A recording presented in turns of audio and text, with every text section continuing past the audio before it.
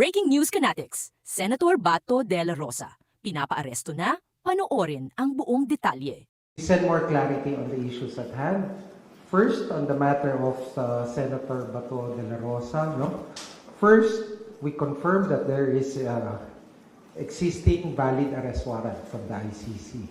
He is charged as a co-perpetrator in the crime against humanity.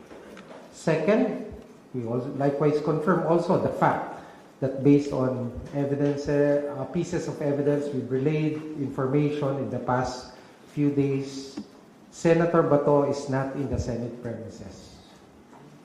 Third, yesterday, the Supreme Court did not issue a temporary restraining order, neither was a status quo ante order was issued. But the main case is still pending with the Supreme Court. Fourth, the arrest warrant is enforceable. Based on all these four basic premises, I would like to confirm. One, the Philippine law enforcement agencies, which would include the PNP, the National Bureau of Investigation, are now tasked to effect the arrest of Senator Bato de la Rosa. Senator Bato is a fugitive from justice, and he should be brought to the ICC to face the charges before him. Okay. On the matter regarding the ongoing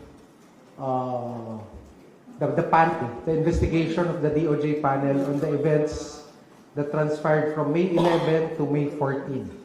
It's ongoing. We are in receipt already of the report from the GSIS. We are already also in receipt of the complete report from the NBI. The PNP asked for some time to collate remember the press briefing I had together with General Nartates and Secretary John Vic at the Office of the President the other day. The PNP is collating all documents and will be transmitting it to us soon. Next, we also made a request to the MMDA for all footages related to, especially during May 14, after the 2:30 a.m. Apparent escape of Senator Bato from the Senate premises. Our panel also would be inspecting physically the exact time would be either tomorrow or today. We'll be visiting GSI's premises, and there's request also for a similar visit also to the Senate premises where the event transpired. Okay, so I can take Paulo. I can take one or two questions.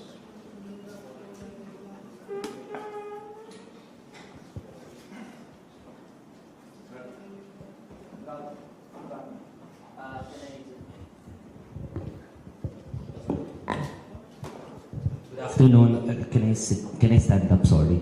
Good afternoon, Spokes. Good afternoon, Attorney Secretary Vidal. Yes. Given the pronouncement you've announced earlier that you are now directing the law enforcement agencies to conduct an operation. Do you know?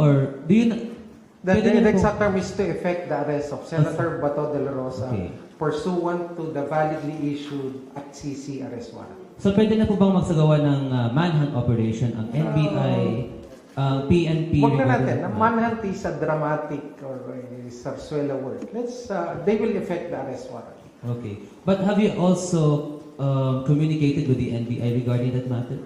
Nakipag-usap na po ba sa inyong NBI regarding that matter from yesterday? Kasi we tried reaching the NBI and they said na wala rin po silang pwedeng comment na may ibibigay po nila yan sa inyo. Ngayon, nagsabi na po kayo na pwede nang ma-enforce yung warrant.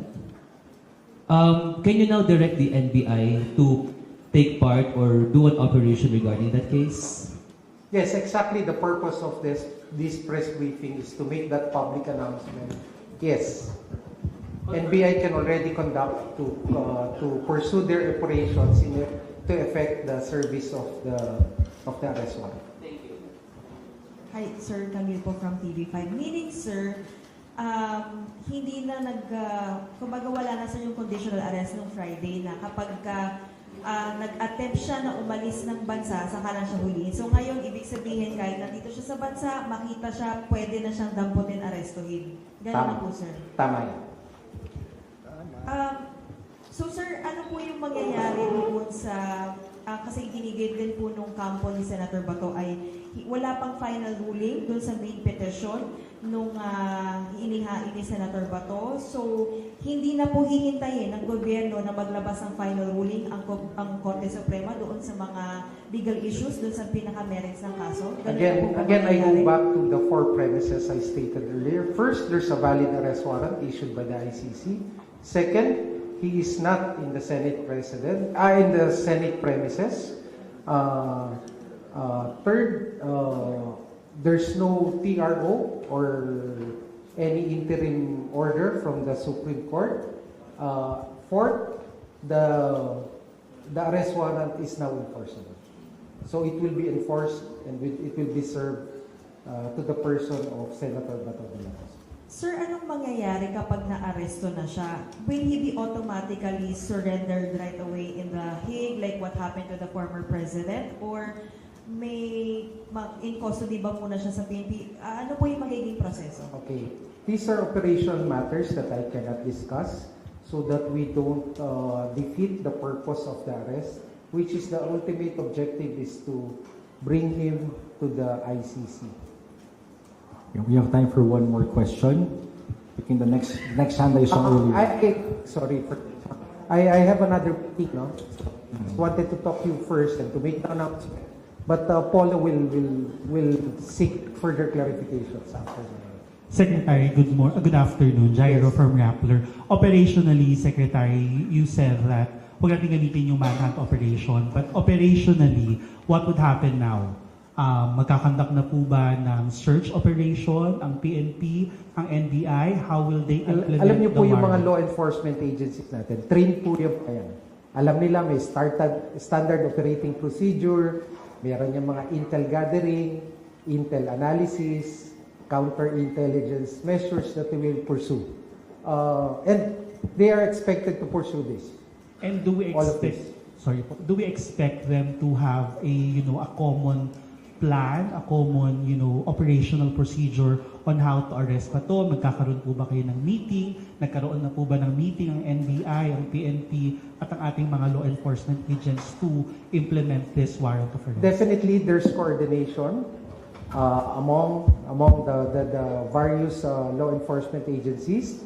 There are existing guidelines, standard operating procedures to effect the arrest, and all of this will be followed. Last question po for me. Is this an order from the President himself? Ito po ba ay order ni President sa DOJ to order the law enforcers to implement the warrant? Sir. So actually, this presupposes any order because this is actually giving operationalizing a valid arrest warrant. Okay, and given that there's no interim order from the Supreme Court, the same is now enforceable, and the law enforcement agencies will enforce them.